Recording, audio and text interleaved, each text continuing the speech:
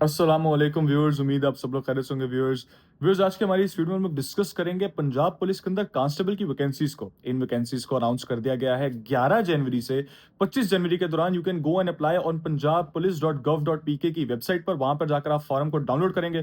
Download करने के बाद आपने फॉर्म पर दिए गए हदायत के मुताबिक उसको फिल करना है और उसको जाकर अपने सबसे क्लोजेस्ट डिस्ट्रिक्ट के, तहसील के नहीं, डिस्ट्रिक्ट के पुलिस लाइन के अंदर सबमिट करा देना है। 300 रुपया फीस आपने साथ लेकर जानी है। अगर किसी को ऐड पढ़ना है, ऐड जाननी है, मुझे मैसेज जरूर करें। स्क्रीन के नीचे हमारा नंबर चल रहा है नोट्स के लिए, एड्स के लिए, किसी भी किस्म की रहनुमाई के लिए हमारा नंबर फुल टाइम अवेलेबल होता है आपके लिए। आपको अगर किसी किस्म का भी कोई सवाल है, जहां पे आपके परसेंटेज का सवाल हो गया, मेडिकल इशू का सवाल हो गया, आप मुझसे जरूर पूछ सकते हैं। इसी के साथ आइए वीडियो को आगाज करते हैं। आगाज में आपके साथ एप्लीकेशन के प्रोसेस को तो मैंने डिस्कस कर लिया, आपके साथ एलिजिबिलिटी क्राइटेरिया को डिस्कस करूंगा। मैं आपके मल्टीपल फेजेस को डिस्कस करूंगा, आपके रनिंग के टेस्ट को डिस्कस करूंगा, फिजिकल मेजरमेंट्स के टेस्ट को डिस्कस करूंगा, एंड मोस्ट इंपॉर्टेंटली आपके साथ मैं डिस्कस करूंगा इसके रिटन पैटर्न को, जहां पर आपका मेरिट कंस्ट्रक्ट होता है। We need to make sure कि आपको मेरिट से आगाह किया जाए, क्योंकि मेरिट के अंदर ही आप क्वालिफाई करेंगे। 8,000 के करीब सीट्स हैं कांस्टेबल एंड लेडी कांस्टेबल्स के लिए। Males and females both can apply for these vacancies, लेकिन वंस अगेन मल्टीपल थाउजेंड्स के अंदर आपके पास कैंडिडेट्स अप्लाई करते हैं। So if you need to make sure कि आप मेरिट के अंदर क्वालिफाई करें। स्क्रीन के नीचे मेरा नंबर चल रहा है। कांस्टेबल के मुकम्मल नोट्स आपको प्रोवाइड किए जाते हैं टू मेक श्योर कि आपकी तैयारी मुकम्मल हो। इसी के साथ आइए आगाज करते हैं। Let's first focus on the eligibility criteria. आपने अप्लाई कर दिया, अभी मैंने जैसे आपके साथ स्टार्ट में एप्लीकेशन के प्रोसेस को डिस्कस किया। अप्लाई करने के बाद आपको जिस डेट पे बुलाया जाएगा, उस डेट पे आपसे फिजिकल मेजरमेंट्स करवाई जाएंगी। These physical measurements are going to be as following. Height आपकी सबसे पहले नापी जाएगी। पहले मैं लड़कों के फिजिकल मेजरमेंट्स को डिस्कस करूंगा, फिर मैं लड़कियों के। लड़कों की हाइट 5 फीट 7 इंच होनी चाहिए और लड़कों की छाती 33 इंचेस फैलाव के बिना, यानी कि आपकी छाती पे जो सिलेक्शन ऑफिसर है वो जोर से टैप करेगा, आपकी छाती से सारी हवा निकल जाएगी और फिर 1.5 इंच यानी कि 34.5 इंचेस का आपका जो फैलाव आपसे एक्सपेक्टेड है, आपकी टेप अराउंड आपकी चेस्ट की जाएगी। आपको कहा जाएगा अपनी सांस वापस भरें। आप सांस भरेंगे, 1.5 इंच का फैलाव होना चाहिए। अगर आपको महसूस होता है आपकी छाती थोड़ी छोटी है, तो आप जाकर जरूर जिम को हिट करें। Gym is going to be very important even as a constable.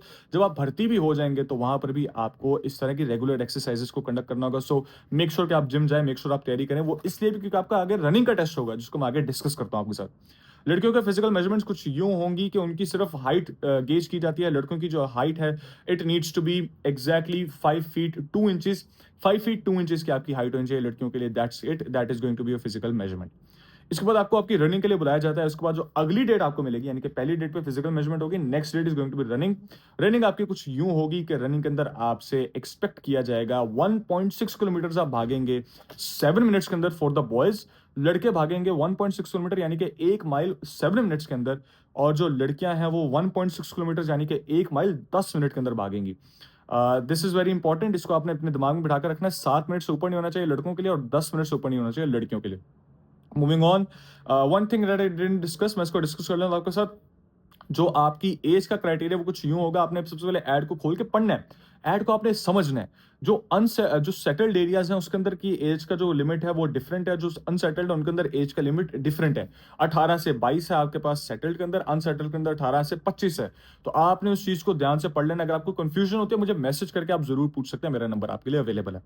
इसी के साथ साथ मूविंग फॉरवर्ड, अगर मैं आपके पास सब आपने रनिंग अपनी पार कर ली है, तो before discussing your written test मैं आपके साथ डिस्कस करता चलूं। इफ यू थिंक आपका कोई सीरियस मेडिकल इशू है तो अपने सबसे क्लोजेस्ट तहसील हेडक्वार्टर हॉस्पिटल या डिस्ट्रिक्ट हेडक्वार्टर हॉस्पिटल जाइए। वहां पर जाके मेडिकल ऑफिसर से मुलाकात करिए। मेक श्योर कि आप उनका टाइम वेस्ट ना करें। उनका टाइम उनसे मांग कर जाइए, उनसे पूछ कर जाइए, उनसे मुलाकात करिए, प्यार से बात करिए, उनसे अपना मेडिकल इशू डिस्कस करिए और उसके बाद उनको उनकी रहनुमाई भी करिए, उनकी मदद करिए। उनको ज्यादा कंफ्यूज ना करें, उनको खुद भी कंफ्यूज ना हो, उनको भी कंफ्यूज ना होने दें। सो मेक श्योर कि आप उस चीज को कवर करें।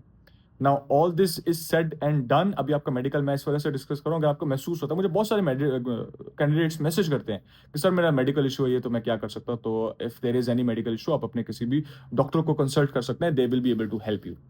मूविंग ऑन, आपका रिटन टेस्ट होता है। Now this is the part जहां पर आपका मेरिट कंसेप्ट होता है and we need to make sure कि आपको इसके बारे में मुकम्मल रहनुमाई प्रोवाइडेड हो। तो आपका रिटन टेस्ट कुछ यूं होगा कि आपका सिलेबस आपके रिटन टेस्ट का होगा वो मैट्रिक लेवल का होगा। मैट्रिक लेवल के आपके सवाल होंगे, मैट्रिक लेवल के ही आपके इंग्लिश के सवाल होंगे, जिसके अंदर आपके पास पार्ट्स ऑफ स्पीच आ जाएगा, आपके पास सिनोनिम एंटोनिम और इस तरह के ही आपके पास इंग्लिश के सवाल होंगे। All of these are going to be MCQs. आपका मुकम्मल टेस्ट एमसीक्यू बेस्ड होगा। इंग्लिश के आपके सवाल होंगे, प्रेपोजिशन आ सकती है, पार्ट्स ऑफ स्पीच आ सकती है, सिनोनिम्स आ सकते हैं, एंटोनिम्स आ सकते हैं, स्पेलिंग्स आ सकते हैं। मैट्रिक लेवल के आपके सवाल होंगे, इतना डिफिकल्ट नहीं होगा, आपने उस चीज की फिक्र नहीं करनी है। Then there is GK, general knowledge के अंदर आपको बस ईडीएस आ जाती है और करंट अफेयर्स आ जाते हैं। करंट अफेयर्स में बेसिकली इतना डिफिकल्ट नहीं होता है, लेकिन मैं आपको एक एग्जांपल के तौर पर बता देता हूँ जो जहाँ पे बहुत सारे कैंडिडेट से गलती करते हैं। अब आपसे मेरा सवाल है कि इंडिया के प्रेसिडेंट कौन है? मैंने इंडिया का प्राइम मिनिस्टर नहीं पूछा, आपके दिमाग में पहला नाम नरेंद्र मोदी आया होगा, but he is the prime minister of India, वजीर आजम जिसको कहते हैं, सदरे भारत, भारत का सदर कौन है? इस चीज का आपने मुझे जरूर बताना है, क्योंकि यहाँ पे कैंडिडेट्स कंफ्यूज हो रहते हैं। These are your current affairs, यहाँ पर आपको पता होना चाहिए। आपको पता होना चाहिए इस वक्त यूनाइटेड स्टेट्स ऑफ अमेरिका का प्रेसिडेंट कौन है, रशिया का प्रेसिडेंट कौन है, यूक्रेन को इस वक्त कौन सा पर्सन लीड कर रहा है। तो you need to know these things, so keep make sure कि आपके इसके बारे में अवेयरनेस हो। अगर आपको अवेयरनेस चाहिए, हमारे करंट अफेयर्स के नोट्स भी हम लोग इंक्लूड करते हैं हमारे पैकेज में। हमारे notes are the ultimate notes, आपके साथ मुकम्मल तौर पर करंट अफेयर्स भी शेयर किए जाते हैं टू मेक श्योर कि आपकी करंट अफेयर्स के ऊपर भी ग्रिप अच्छी हो। Then there is EDS, EDS is very simple. EDS के अंदर बेसिकली आपके जो मैट्रिक लेवल के जनरल साइंस के सवाल होते हैं, उनमें से भी बड़े आसान किस्म के सवाल आते हैं। मेरी नजर में EDS is the most easiest section. यहाँ पर बेसिकली कॉमन सेंस वाले आदमी जिसकी भी एवरेज स्टडी रही है उसको पता होगा ईडीएस के बारे में। देन देर इज पाक स्टडीज। पाक स्टडीज का जो टॉपिक है दैट इज कवर्ड एसेंशियली आपकी मैट्रिक लेवल की पाक स्टडीज की किताब से कवर किया जाता है आपके पाक स्टडीज के टॉपिक को। और उसके बाद आपका जो इस्लामियत है, अब बोथ ऑफ दीज टॉपिक्स, पाक स्टडीज एंड इस्लामियत, ये वो टॉपिक्स है जिनके ऊपर कैंडिडेट्स की ग्रिप ऑलरेडी अच्छी होती है। वी ऑलरेडी एक्सपेक्ट कि कैंडिडेट्स इनके अंदर अच्छा परफॉर्म करेंगे, बट देन अगेन आपको रहनुमाई की जरूरत होती है। और रहनुमाई कहाँ से, कहीं और से क्या ही बेहतर आपको रहनुमाई मिलेगी, बुखारी स्पीक्स पे आप कॉन्टैक्ट करें। This is the best place for you. हम लोग आपके लिए रिसर्च करते हैं, वी मेक श्योर कि आपके लिए कंपाइल करें हम लोग बेस्ट नोट्स। ये मेरा नंबर आपकी स्क्रीन के ऊपर चल रहा है, आप मुझे इस पर कॉन्टैक्ट करके मेरे से नोट्स खरीद सकते हैं। Moving on, we have maths, IQ and logic. Same ही है, ऐसा नहीं कि तीन अलग अलग है, सेम को ही अलग अलग मैंने नाम दिया हुआ है। मैथ्स, आईक्यू, लॉजिक, इसको यही तीनों में से कोई भी एक नाम इसको कह सकते हैं आप। इसके अंदर बेसिकली जो आपके सवाल आते हैं वो कुछ इस नोयत के होते हैं कि आपकी जो कॉमन सेंस है उसको गेज किया जा रहा होता है। मैं आपको बताता हूँ कैसे। जो आपके सवाल है, फॉर एग्जाम्पल एक क्वेश्चन आएगा आपका कि 60 किलोमीटर पर आवर की स्पीड पे गाड़ी ट्रेवल कर रही है और उसने वो कंसिस्टेंसी से वो स्पीड पे चलती रही है। अब मुझे बताइए कि 30 मिनट बाद उस गाड़ी ने कितना सफर मुकम्मल कर लिया होगा। कॉमन सेंस यहाँ पर ये है कि 60 किलोमीटर पर आवर का मतलब है कि 60 kilometre in 60 minutes, which means कि 30 मिनट्स के अंदर गाड़ी कवर कर रही है 30 किलोमीटर के डिस्टेंस को। तो इस तरह के कॉमन से आपके सवाल होते हैं, वर्बल के मुतालिक आपके सवाल होते हैं, इस तरह के अल्फाबेटिकल पैटर्न्स होते हैं आपके। But once again, it's not that difficult. But then again, you need every last edge. For example, मैं इंग्लिश का वो टॉपिक है जहाँ पे कैंडिडेट्स की ग्रिप अच्छी नहीं होती है।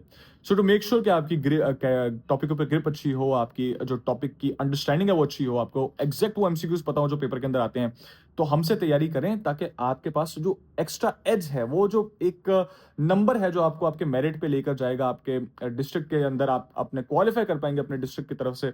तो this is where you make it, this is the number, this is where you contact us. यहाँ पर आप अपनी तैयारी को मुकम्मल करते हैं। नाउ वन लास्ट एफएक्यू जिसको मैं डिस्कस करना चाहूंगा बिफोर एंड द वीडियो, आपकी आईसाइट का issue, do not gate worried about it. अगर आपकी आईसाइट का कोई इशू चल भी रहा है तो आईसाइट जो है आपकी वो 6/6 विद और विदाउट ग्लासेस होनी चाहिए।